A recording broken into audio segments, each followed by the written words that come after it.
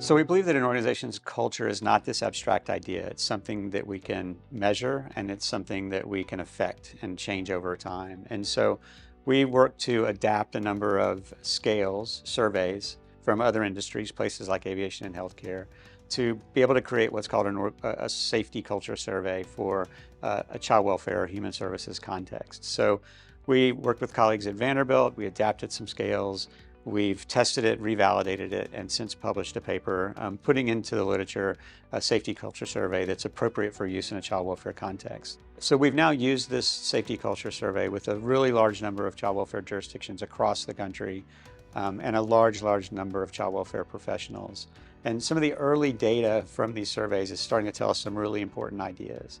And so in our survey, we measure things like psychological safety. This is this idea that I feel as a professional that I'm accepted, I'm respected, I'm part of a team. I feel safe speaking up.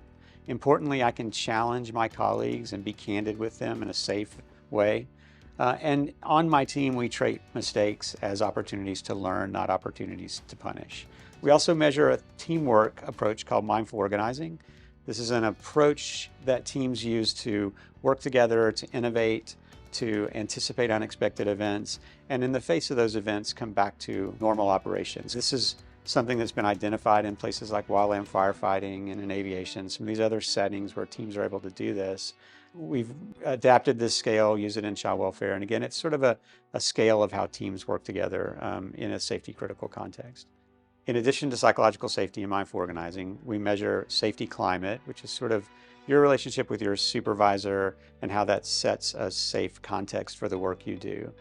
We measure workplace connectedness, which is about how you interact with your peers and how connected you feel, how much, frankly, you like one another and participate in the work in a way that's meaningful.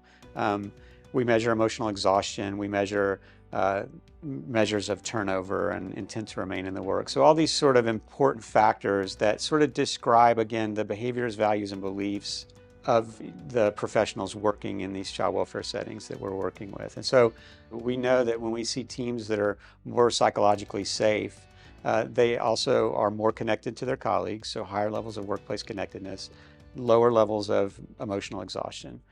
We also know that teams with higher levels of psychological safety are better at mindful organizing, this kind of teamwork approach, and they have lower levels of secondary trauma, which is really important in our setting, this setting of child welfare, where our professionals are frequently exposed to other people's traumatic materials.